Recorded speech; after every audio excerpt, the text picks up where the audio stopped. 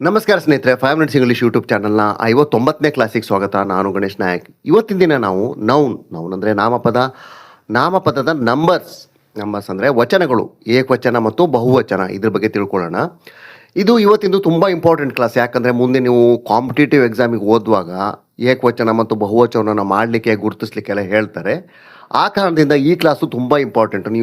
ನೀವು SSLC exam ಇದ್ದಾಗ ಕೂಡ, PUCಯಲ್ಲಿ ಕೂಡ ಏಕವಚನ ಮತ್ತು ಬಹುವಚನವನ್ನು ಗುರುತಿಸ್ಲಿಕ್ಕೆ ಕಲಿಬೇಕು ಮತ್ತು ಅದನ್ನು ಫಾರ್ಮ್ ಮಾಡಲಿಕ್ಕೆ ಕಲಿಬೇಕು. ಆಗ ನಿಮಗೆ ಒಳ್ಳೆ ಅಂಕಗಳ ಬರುತ್ತೆ.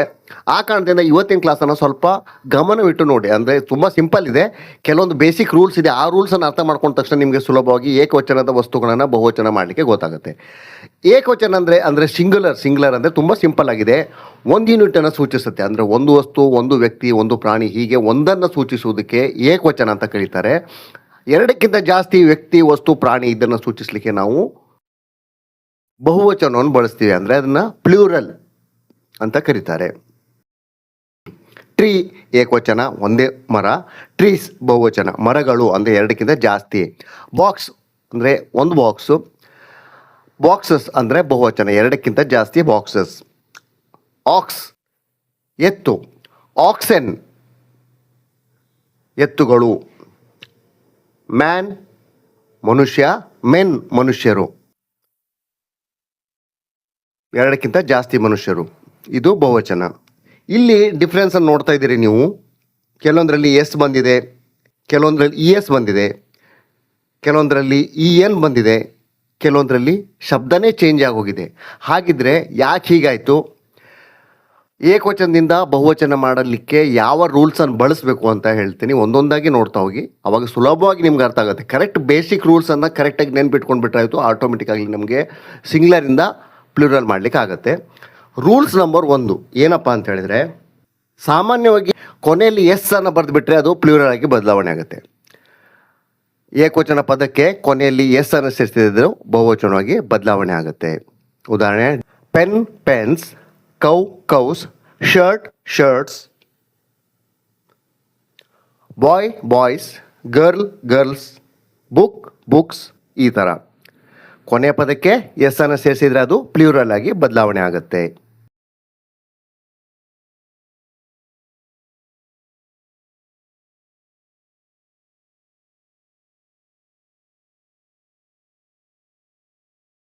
ಇನ್ನು ರೂಲ್ಸ್ ನಂಬರ್ 2 ಏನು ಹೇಳುತ್ತೆ ಅಂತ ಹೇಳಿದ್ರೆ,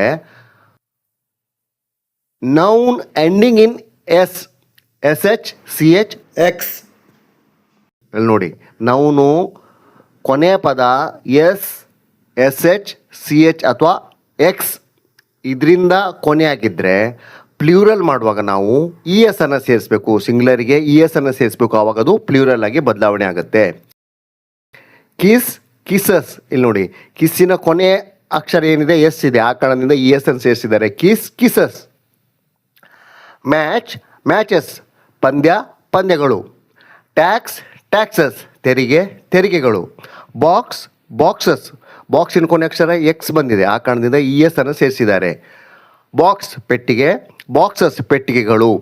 ಬ್ರಷ್ ಬ್ರಷಸ್, ಬ್ರಷ್ ಕೊನೆಯಲ್ಲಿ SH ಬಂದಿದೆ, ಆ ಕಾರಣದಿಂದ ES ಅನ್ನು ಸೇರಿಸಿದ್ದಾರೆ. Brushes. Class classes. Dish dishes. ಹೀಗೆ ಕೊನೆಯಲ್ಲಿ ES ಅನ್ನು ಸೇರಿಸೋದ್ರಿಂದ ಅದು ಪ್ಲೂರಲ್ ಆಗಿ ಬದಲಾವಣೆ ಆಗುತ್ತೆ.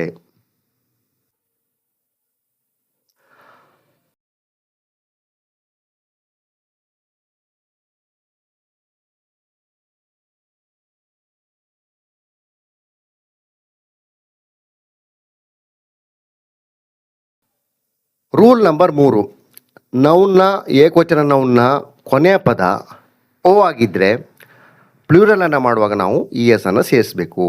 Buffalo buffaloes. ಮ್ಯಾಂಗೋ ಮ್ಯಾಂಗೋಸ್, ಕೊನೆಯ ಅಕ್ಷರ ಯಾವುದಾಗಿದೆ ಓ, ಆ ಕಾರಣದಿಂದ ES ಅನ್ನು ಸೇರಿಸಿದೆ. Mango mangoes. ಹೀರೋ ನಾಯಕ, ಹೀರೋಸ್ ನಾಯಕರು. ಪೊಟ್ಯಾಟೊ ಅಂದರೆ ಒಂದು ಬಟಾಟೆ, ಪೊಟ್ಯಾಟೋಸ್ ಬಟಾಟೆಗಳು. Cargo cargoes. Echo echoes. Volcano volcanoes. ಹೀಗೆ ಕೊನೆಯ ಅಕ್ಷರ ಓ ಆಗಿದೆ, ಅದಕ್ಕೆ ಕೂಡ ನಾವು ES ಅನ್ನು ಸೇರಿಸಬೇಕು.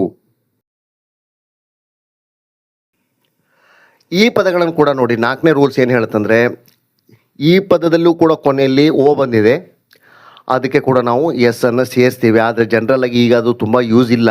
ಡೈನಮೋ, ಡೈನಮೋಸ್, ಸೋಲೋಸ್, ರೇಷಿಯೋಸ್ ಇದನ್ನು ಜಾಸ್ತಿ ಯೂಸ್ ಮಾಡಲ್ಲ. ಆದರೂ ಇದನ್ನು ನೆನ್ಪಿಟ್ಕೊಳ್ಬೇಕು ನೀವು. ಕ್ಯಾಂಟೋಸ್, ಮೆಮೆಂಟೋಸ್, ಕ್ವಾರ್ಟೋಸ್, ಪಿಯಾನೋಸ್, ಫೋಟೋಸ್, ಸ್ಟೀರಿಯೋಸ್.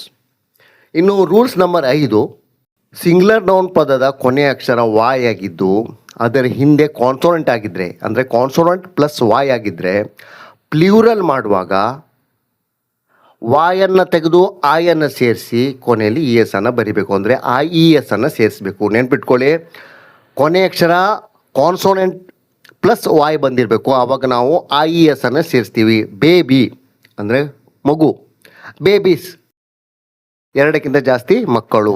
ಬೇಬಿ ಕೊನೆಯಲ್ಲಿ ವಾಯ್ ಬಂದಿದೆ, ವಾಯ್ ಹಿಂದೆ ಅಕ್ಷರ ಕಾನ್ಸೋನೆಂಟ್ ಅಂದರೆ ಬಿ ಇದೆ, ಕಾನ್ಸೋನೆಂಟ್ ಸೌಂಡ್ ಇದೆ. ಆ ಕಾರಣದಿಂದ ವಾಯನ್ನು ತೆಗೆದು ಆಯ್ ಅಂತ ಮಾಡಿ ಅದಕ್ಕೆ ES ಅನ್ನು ಸೇರಿಸಿದ್ದಾರೆ.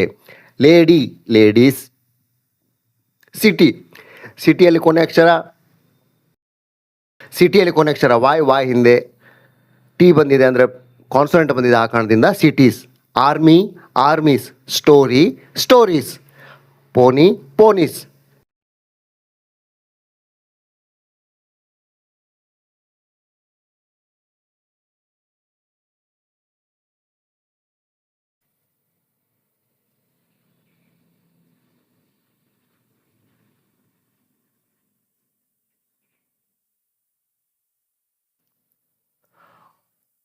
ರೂಲ್ ನಂಬರ್ 6, ಇದು ತುಂಬ ಇಂಪಾರ್ಟೆಂಟ್. ಸ್ವಲ್ಪ ಇದನ್ನು ಗಮನ ಕೊಟ್ಟು ನೋಡಬೇಕು. ಏಕಂತ ಹೇಳಿದ್ರೆ ಕೆಲವೊಂದು ನೌನಲ್ಲಿ ಕೊನೆ ಅಕ್ಷರ ಎಫ್ ಅಥವಾ FE ಬಂದಿದ್ರೆ ಎಫ್ ಅಥವಾ FEಯನ್ನು ವಿ ಅಂತ ಮಾಡ್ಕೊಳ್ಬೇಕು.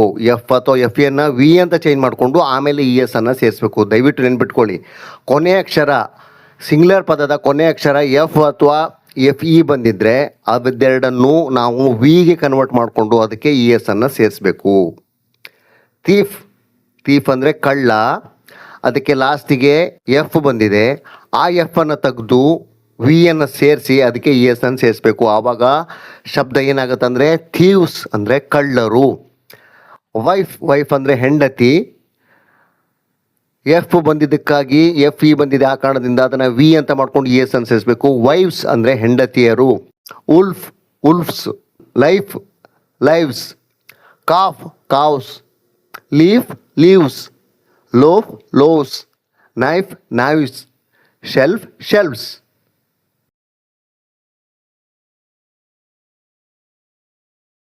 ಅರ್ಥ ಆಯ್ತಾ? FE ಅಥವಾ ಎಫ್ ಬಂದಿದ್ರೆ ಅದರ ಬದಲಿಗೆ ನಾವು ವಿ ಅನ್ನು ಬರೆದು ಅದಕ್ಕೆ ಕೊನೆಯಲ್ಲಿ ES ಅನ್ನು ಸೇರಿಸಬೇಕು. ಆದರೆ ಕೆಲವೊಂದು ಶಬ್ದಗಳು ಇಂಗ್ಲೀಷಲ್ಲಿ ಎಫ್ ಬಂದಿದ್ರೂ ಕೂಡ ನಾವು ಅದನ್ನು VS ಸೇರಿಸಲ್ಲ, ಡೈರೆಕ್ಟ್ ಎಸ್ ಅನ್ನು ಸೇರಿಸ್ತೀವಿ. ಯಾವುದೆಲ್ಲ ನೋಡಿ: ಚೀಫ್ಸ್, ರೂಫ್ಸ್, ಗಲ್ಫ್ಸ್. ಹೀಗೆ ಈ ಕೆಲವೊಂದು ಪದಗಳಿಗೆ ನಾವು VS ಅನ್ನು ಸೇರಿಸಲ್ಲ, ಡೈರೆಕ್ಟ್ ಎಸ್ ಅನ್ನು ಮಾತ್ರ ಸೇರಿಸ್ತೀವಿ.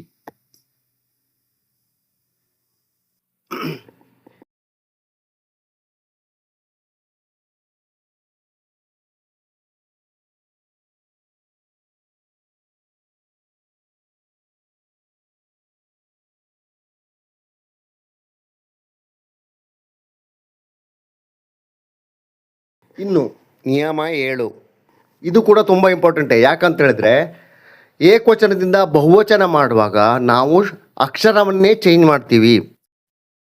ಮ್ಯಾನ್ ಮನುಷ್ಯ ಅಂದರೆ ಒಬ್ಬ ಮನುಷ್ಯ, ಮೆನ್ ಅಂದರೆ ಮನುಷ್ಯರು, ಎರಡಕ್ಕಿಂತ ಜಾಸ್ತಿ. ಇಲ್ಲೇನಾಗಿದೆ, ಮ್ಯಾನ್ ಅಂದರೆ MAN, ಮಧ್ಯದ ಅಕ್ಷರ ಎ ಇದೆ, ಎನ್ನು ತೆಗೆದು ನಾವು ಇ ಅನ್ನು ಮಾಡಿದ್ದೇವೆ. ಮೆನ್. ಅದೇ ಥರ ವಿಮೆನ್. ಫೀಟ್, ಇಲ್ಲಿ ಫೂಟ್ ನೋಡಿ, ಪಾದ. ಫೀಟ್ ಪಾದಗಳು.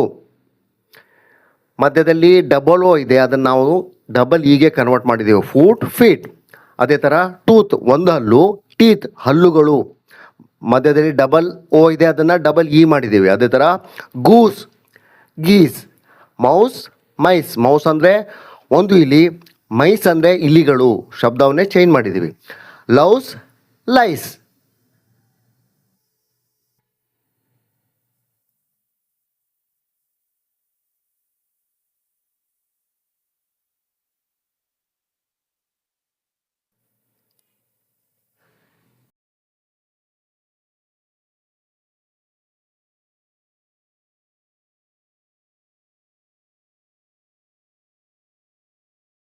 ನೆಕ್ಸ್ಟ್ ರೂಲ್ಸು, ಕೆಲವೊಂದು ನೌನ್ಗಳಿಗೆ ಅದರ ಪ್ಲ್ಯೂರಲ್ ಮಾಡುವಾಗ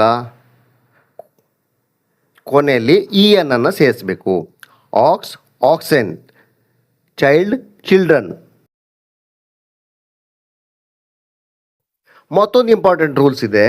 ಏನಂತ ಹೇಳಿದ್ರೆ, ಕೆಲವೊಂದು ನೌನ್ಗಳು ಸಿಂಗ್ಯುಲರ್ ಮತ್ತು ಪ್ಲ್ಯೂರಲ್ಲು ಎರಡೂ ಸೇಮ್ ಇರುತ್ತೆ. ಇಂಗ್ಲೀಷಲ್ಲಿ ಏನು ಮಾಡಿದ್ದಾರೆ ಅಂದರೆ, ಕೆಲವೊಂದು ನೌನ್ಗಳನ್ನು ಪ್ಲ್ಯೂರಲ್ ಮತ್ತು ಸಿಂಗ್ಯುಲರನ್ನು ಎರಡೂ ಸೇಮ್ ಇಟ್ಟಿದ್ದಾರೆ. ಅದಕ್ಕೆ ಎಸ್ ಸೇರಲ್ಲ, ಇ ಎಸ್ ಸೇರಲ್ಲ, ಐ ಎಸ್ ಸೇರಲ್ಲ, ಏನು ಸೇರಲ್ಲ, ಆ್ಯಸ್ ಇಟ್ ಈಸ್ ಇರುತ್ತೆ. ಫಸ್ಟಲ್ಲೂ ಅದೇ ಥರ ಇರುತ್ತೆ ಸಿಂಗ್ಯುಲರಲ್ಲಿ, ಪ್ಲ್ಯೂರಲಲ್ಲಿ ಕೂಡ ಅದೇ ಥರ ಇರುತ್ತೆ. ಯಾವುದಂದರೆ ಸ್ವೈನ್ ಹಂದಿ, ಶೀಪ್ ಕುರಿ, ಡೀರ್ ಜಿಂಕೆ, ಕಾಡ್, ಟ್ರಾಟ್ ಮತ್ತು ಸಾಲ್ಮನ್.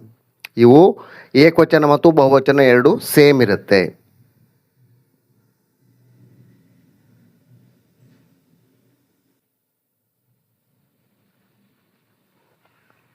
ಮತ್ತೊಂದು ಇಂಪಾರ್ಟೆಂಟು ಏನಂತೇಳಿದರೆ, ಕೆಲವೊಂದು ನಾಮಪದಗಳು ಯಾವತ್ತೂ ಬಹುವಚನದಲ್ಲೇ ಯೂಸ್ ಆಗುತ್ತೆ, ಅದಕ್ಕೆ ಏಕವಚನ ಪದ ಇರಲ್ಲ. ಉದಾಹರಣೆ, ಕತ್ತರಿ, ನಾವು ಕಟ್ ಮಾಡ್ಲಿಕ್ಕೆ ಯೂಸ್ ಮಾಡ್ತೇವೆ ಕತ್ರಿ. ಕತ್ರಿಗೆ ಎರಡು ಪಾರ್ಟ್ ಇರುತ್ತೆ, ಹೌದಾ, ಈ ಕಡೆ ಮತ್ತು ಆ ಕಡೆ. ಅದನ್ನು ನಾವು ಬೆರಳಲ್ಲಿ ಸಿಗಿಸ್ತೀವಿ. ಆ ಕಾರಣದಿಂದ ಅದನ್ನು ಏಕವಚನ ಅಂತ ಕನ್ಸಿಡರ್ ಮಾಡಲಿಲ್ಲ, ಅದನ್ನು ಡೈರೆಕ್ಟ್ ಬಹುವಚನ ಅಂತಲೇ ಕನ್ಸಿಡರ್ ಮಾಡಿದ್ದಾರೆ. ಸಿಸರ್ಸ್, ಬಿಲ್ಲೋಸ್, ಟಂಗ್ಸ್, ಪಿನ್ಸರ್ಸ್, ಸ್ಪೆಕ್ಟಲ್ಸ್ ಇವೆಲ್ಲ ಬಹುವಚನದಲ್ಲೇ ಇರುತ್ತೆ. ಆಮೇಲೆ ಪ್ಯಾಂಟಿಗೆ ಟ್ರೌಸರ್ಸ್ ಅಂತ ಹೇಳ್ತಾರೆ ಇಂಗ್ಲೀಷಲ್ಲಿ, ಅದು ಬಹುವಚನದಲ್ಲೇ ಇರುತ್ತೆ. ಡ್ರಾವರ್ಸ್ ಅದು ಬಹುವಚನದಲ್ಲೇ ಇರುತ್ತೆ. ಬ್ರೀಚಸ್ ಇದು ಬಹುವಚನದಲ್ಲೇ ಇರುತ್ತೆ. ಆಮೇಲೆ ಕೆಲವೊಂದು ರೋಗಗಳು ಮಿಸಲ್ಸ್, ಮಂಪ್ಸ್ ಇವು ಕೂಡ ಬಹುವಚನದಲ್ಲೇ ಇರುತ್ತೆ. ಮತ್ತು ಕೆಲವೊಂದು ಆಟಗಳು ಬಿಲಿಯರ್ಡ್ಸ್, ಡ್ರಾಪ್ಸ್ ಇದು ಕೂಡ ಬಹುವಚನದಲ್ಲೇ ಇರುತ್ತೆ. ಅನಾಲ್ಸ್, ಥ್ಯಾಂಕ್ಸ್, ಪ್ರೊಸೀಡ್ಸ್, ಟೈಡಿಂಗ್ಸ್, ಎನ್ವಿರಾನ್ಸ್, ನ್ಯೂಟ್ರಿಷಲ್ಸ್ ಇವೆಲ್ಲ ಬಹುವಚನದಲ್ಲೇ ಇರುತ್ತೆ. ಮತ್ತು ಕೆಲವೊಂದು ಪದಗಳು ಒರಿಜಿನಲ್ ಆಗಿ ಅವು ಸಿಂಗ್ಯುಲರಲ್ಲೇ ಇದ್ದಾವೆ, ಆದರೆ ನಾವು ಅದನ್ನು ಬಹುವಚನದಲ್ಲೇ ಬಳಸ್ತೀವಿ. ಯಾವುದಂದರೆ ಆಲ್ಮ್ಸ್, ರಿಚಸ್, ಎಲ್ಸ್ ಈ ಥರ. ಮತ್ತು ಕೆಳಗಿನ ಕೆಲವೊಂದು ನೌನ್ಗಳನ್ನು ನಾವು ಸಿಂಗ್ಯುಲರ್ ಆಗಿ ಬಳಸ್ತೀವಿ. Mathematics, physics, mechanics, politics, news, innings ಇವನ್ನೆಲ್ಲ ನಾವು ಸಿಂಗ್ಯುಲರ್ ಆಗೇ ಬಳಸ್ತಾ ಇದ್ದೀವಿ ಈಗಿನ ಇದರಲ್ಲಿ. ಕಲೆಕ್ಟಿವ್ ನೌನ್ ಅಂದರೆ ನೆಕ್ಸ್ಟ್ ರೂಲ್ಸ್ ನೋಡಿ. ಕಲೆಕ್ಟಿವ್ ನೌನ್, ಕೆಲವೊಂದು ಸಮೂಹವಾಚಕ ಪದಗಳು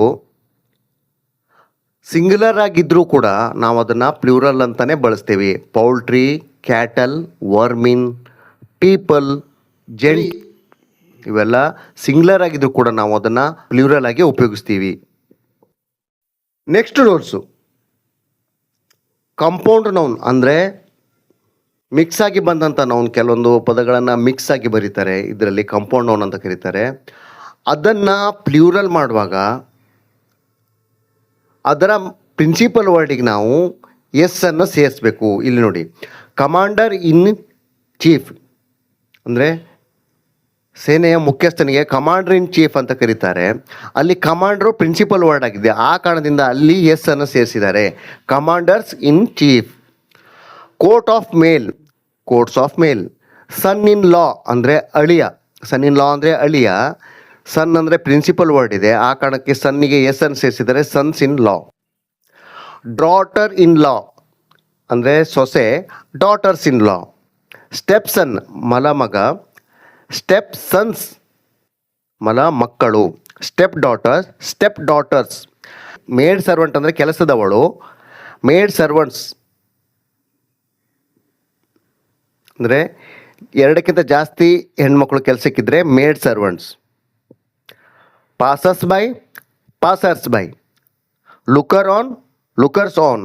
man of war, men of war. ಹೀಗೆ ಪ್ರಿನ್ಸಿಪಲ್ ವರ್ಡ್ಗೆ ಎಸ್ ಅನ್ನು ಸೇರಿಸೋದ್ರಿಂದ ಪ್ಲ್ಯೂರಲ್ ರೆಡಿ ಆಗುತ್ತೆ.